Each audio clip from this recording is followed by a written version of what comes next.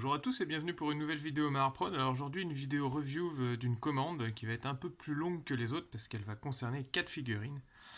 Et donc dans un univers un peu particulier parce que je devais réaliser des figurines du jeu de plateau Chromaster Arena, issu de l'univers d'Ankama et des dessins animés Dofus et compagnie.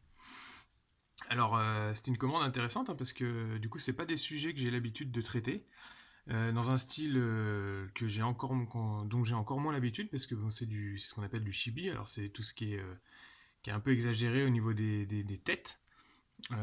Ça vous fait des grosses têtes, et puis les personnages, même si c'est des personnages qui représentent normalement des caractères méchants, sont rendus un peu mignons par le côté chibi.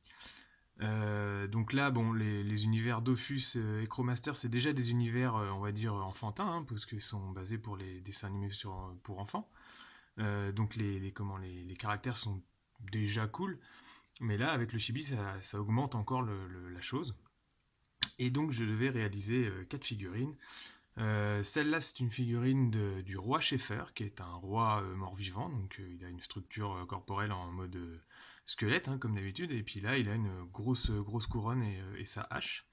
Alors pour l'ensemble de la commande, par contre c'était un peu compliqué parce que du coup, pour la petite histoire, d'après ce que j'ai compris, c'est des figurines qui de toute façon sont pas disponibles dans le commerce, les 4 que j'ai faites là, parce que je crois que l'usine de production a eu un souci, je crois que ça a carrément brûlé, et donc les seuls concepts que j'avais sont des visuels 3D qui étaient sortis pour un événement organisé par Ankama, enfin ou Chromaster, je sais pas trop. Et donc les fans avaient vu les figurines en vitrine, des premières impressions, des pré-impressions 3D, même des tests. Et ensuite, la production a complètement cessé et ce sont des masters et des sculptures qui ne seront pas refaites. Donc les seules images que j'avais, c'était des images un peu sommaires disponibles sur internet en très basse qualité et du coup j'ai dû composer avec ça. Et bien sûr avec les directives de mon client qui me donnait un peu de conseils, parce qu'il s'y connaît mieux que moi dans ces univers-là. Par contre, après, forcément, il y avait une part d'interprétation parce qu'il y avait des zones que soit je voyais mal ou alors qui n'étaient pas du tout disponibles.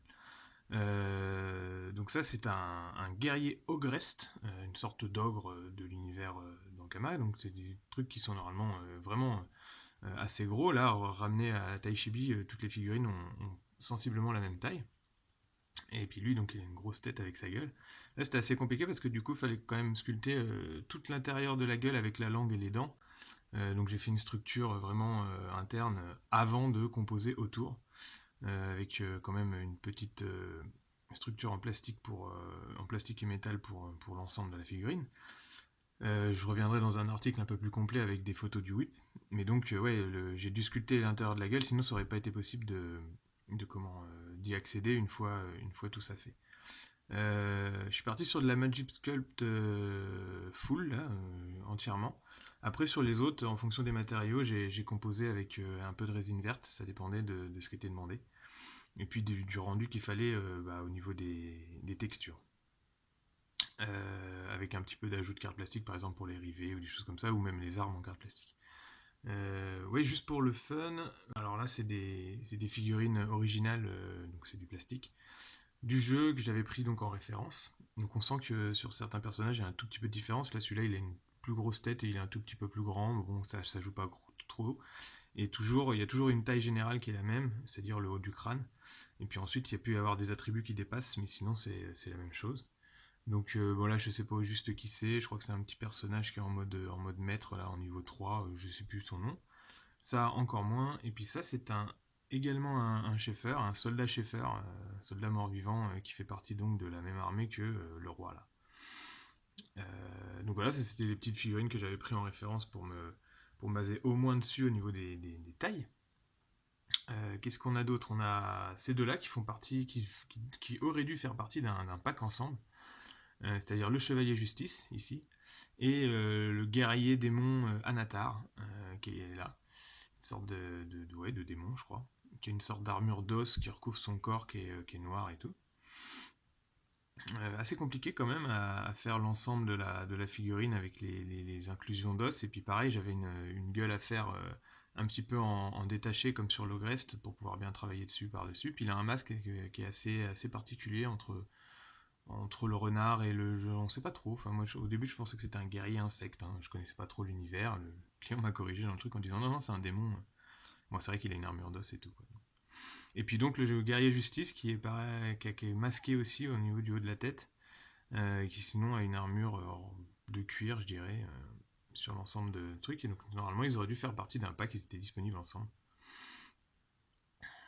Mais ce n'est jamais sorti. Avec les épées donc du guerrier, en plastique. Et puis le dos, que d'ailleurs je n'avais pas du tout, j'avais pas trop d'usel de la tête non plus. Donc le dos je l'ai inventé avec, bon bah voilà, j'ai repris le système de plastron qui était devant, que ça je le voyais par contre, pour faire une sorte de dosseret à l'arrière. Et puis bah, les cheveux, fallait composer avec les images qui étaient pas très très de bonne qualité. Donc on voyait juste en gros la mèche de devant, mais bon sur les côtés on voyait mal. Donc voilà, c'est un peu de l'invention au niveau de ça. Sinon celui-là je le voyais pas mal, donc au niveau de la position il correspond. Avec ses petites antennes crantées là, et puis l'ensemble de, son, de son armure d'os avec les épaulières et les pics. Il a un petit œil et puis un petit insert, comme si c'était une petite barbichette ici qu'on voit mal en vidéo, mais qu'on verra certainement mieux à la peinture. Alors ouais, c'est des figurines que pour le coup je vais peindre. Alors là, je vous les montre en green parce que normalement la peinture fait pas partie de mon service. Là, comme c'est une peinture qui est relativement simple, hein, c'est que des aplats de couleurs pour faire un rendu plastique comme les figurines originales. J'ai accepté de les peindre, mais c'est très exceptionnel, donc n'hésitez pas à ne surtout pas me demander ça parce que ça ne fait pas partie de mon service. Donc voilà, ça fait 4 petites figurines. On va virer les trucs qui sont un peu particulières pour moi parce que bah, du coup, c'est pas un style que j'ai l'habitude de faire ou même que j'affectionne particulièrement, mais bon, en tout cas, au niveau du défi technique et puis de la réalisation et de la demande, c'était vraiment, vraiment sympa à faire. Et puis peut-être un peu long parce que bah, c'est de la sculpture complète hein, quand même. Mais en tout cas, je me suis bien amusé quand même. Voilà. Donc, pas mal de guerriers. Après, je crois que le jeu est pas si mal que ça, hein. C'est un petit jeu qui peut aller de 2 à 4 joueurs, dans lequel vous affrontez dans des sortes de petites arènes, hein. C'est un jeu de plateau. Vous allez avoir un plateau en carton et puis ces petites figurines-là avec des profils particuliers, des jetons et tout, et vous devez affronter votre adversaire avec des caractères particuliers bien différents les uns des autres. Et normalement, le jeu est pas trop mal. Je crois que vous pouvez trouver une review sur Trick Track TV ou ce genre de chaîne. Donc voilà, c'était juste pour vous montrer ça. Et maintenant, on va passer à des petites vidéos rapides pour faire le tour de ces figurines plus en détail. A bientôt pour une autre vidéo. N'hésitez pas à vous abonner puis à me mettre un petit pouce bleu si ce genre de contenu vous plaît et à me mettre des commentaires auxquels je répondrai avec plaisir. Bonne fin de vidéo!